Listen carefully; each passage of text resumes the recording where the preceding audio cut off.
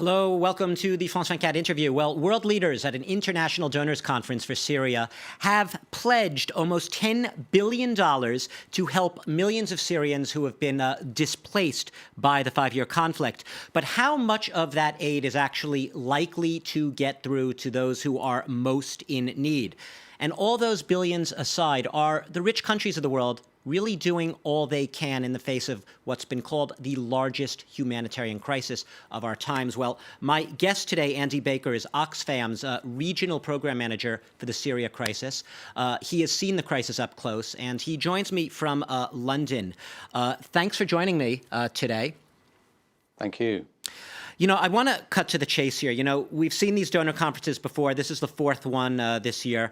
Last year, they raised only about half of their target. This year, they actually overshot their pledge, the most ever raised in a single day for a crisis. Oxfam's been critical in the past of the world community's response. Do you feel the aid pledged and raised at this conference is enough? Well, I think we have to unpick the numbers a little bit, because in the speeches yesterday, we saw that fantastic pledge of over $10 million, but some of it is for this year and some of it is for the period 2017 through to 2020. So funding for 2016, as we've calculated it, it's about $5.6 billion against an appeal, which is $9.3 billion. So it still means for this year, we're less than 2/3 of the money we're going to need to meet all of those humanitarian needs in the region. And it's interesting because a big focus of this donors conference was raising money to help the countries, Syria's neighbors, where you have millions of refugees now living, basically to offer jobs, educational opportunities for the children. Some people have been critical about it, saying it's essentially you're bribing other countries to make sure the refugees don't come to Europe. Do you see it that way? I think there's a fear that that's the case. We know that there are huge needs in those refugee-receiving countries, Lebanon, Jordan, Turkey, Iraq, Egypt. They've taken on significant numbers of refugees, and those refugees have largely been there now for a long time. And that's costing those countries heavily. It's causing harm to their economy. It's stretching the resources that are needed by their own populations. And it's quite right that the world should step up and take their fair share of that load and offer financial and other support to those countries.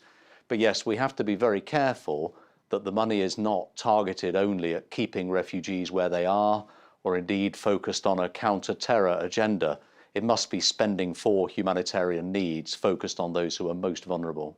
Well, let me ask you, speaking of the most vulnerable, the humanitarian needs, I don't need to remind you of the over 1 million migrants who arrived in Europe last year. And we're seeing waves of them again starting this year, even though it's still just winter yet. What about the argument that Europe should actually just take on more refugees rather than throwing money at other countries, accept more refugees here in Europe? Well, we think as Oxfam that they should be doing both. We think that Europe needs to play its part and take its fair share of this huge need, this $9.3 billion that's been called for this year.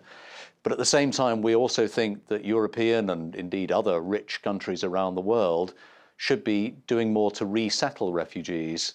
So that's not just about who manages to make it as far as the border, but actually proactively working with UNHCR, the UN agency responsible for refugees and resettlement, to identify those people who are most vulnerable amongst the refugees and giving them support to get straight into to the richer countries and be resettled and have new opportunities. Now, we're obviously talking here mostly about the refugees who have actually made it out of Syria, who are already in Syria's neighbors. Millions more, right? I mean, the numbers I think are over 6 million are in Syria, either internally displaced or even trapped in siege-like situations under bombardment. Tell us from Oxfam's perspective, do you have a ballpark figure of how many communities are right now under siege in that country? That's a difficult question to answer, partly because it's such a politicized question. When is a siege not a siege? But we know that UN figures say that about 400,000 people are at the moment besieged. Other figures have been quoted of up to 1 million people besieged. It depends really how you define that. I think the important thing now is that we say, and we get the governments of the world to say, that besiegement is utterly wrong. It's utterly unacceptable, and it cannot be allowed to continue. This is one of the many ways It's a war crime. in I'm which... sorry. It's also considered, it's illegal under international law, right, to prevent the safe passage of supplies to those in need, to civilians. Absolutely right. Absolutely right. And there's been, across this conflict, there has been multiple ways in which civilians have been deliberately targeted by all sides in the conflict. And all of that could be seen in the light of war crimes. Absolutely right. Now, Andy, you were telling me just before we went on air that you have been to Syria in the past, say, 18 months, about 7 or 8 times. You've seen this crisis up close. Could you describe for our viewers a little bit how exactly, on the ground there, are you getting aid to the most vulnerable? How does it work in conditions of total war? Well, it's not conditions of total war in every part of Syria. So I'm able to get in as far as Damascus, where we have an office and where the Oxfam team working there are managing our aid and our support. And the road to Damascus and the city of Damascus at its centre are relatively calm and peaceful places where it's possible to lead a relatively normal life. Shops and restaurants are open, and you can exist in a relatively normal sort of way.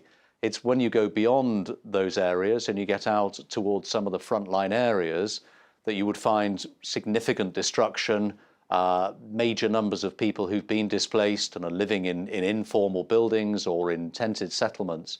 And that's where the real suffering can be seen. But who is dictating the terms of access? Is it the government of Bashar Assad? Is it the rebels? Is it some other group? Who is telling you you can go in or you cannot go in? Who's blocking or not blocking?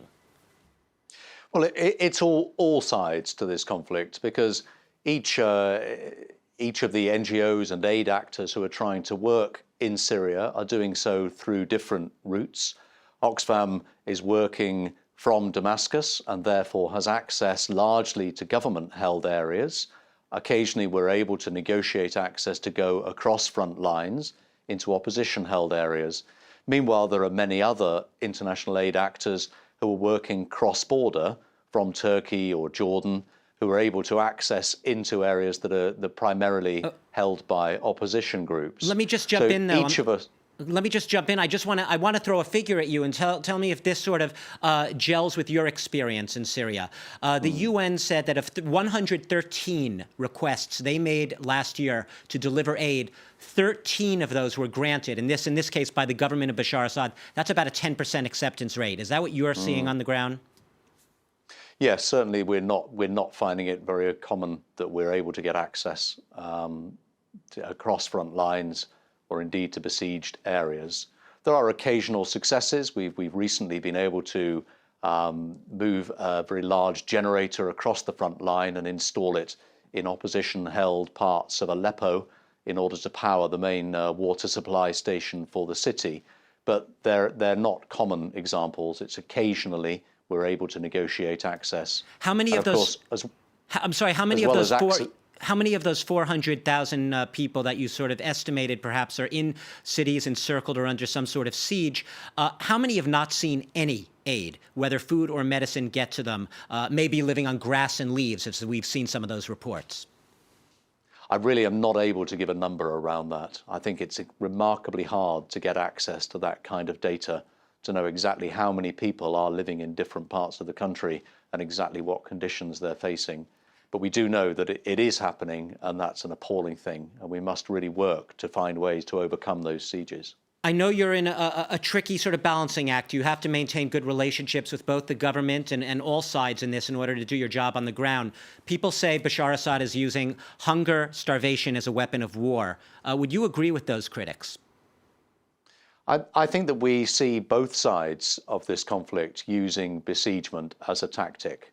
And that is wrong for both of those sides, and both of them need to be pushed in order to end those besiegements and allow access for humanitarian aid. And finally, we have time for one more question. I just wanted, as this conference was going on, we were hearing about the government ground offensive advancing on Aleppo, Syria's largest city in the north. It's being encircled now. We have Russian airstrikes over that city. Are we about to see all aid possibilities cut off to Syria's largest city, Aleppo? Well, that remains to be seen. Certainly, what I've heard so far is that the main route that's been used to access aid from Turkey across the border and down into opposition-held parts of Aleppo has been cut. But the city is not yet fully encircled, so there are still other routes that could potentially be used.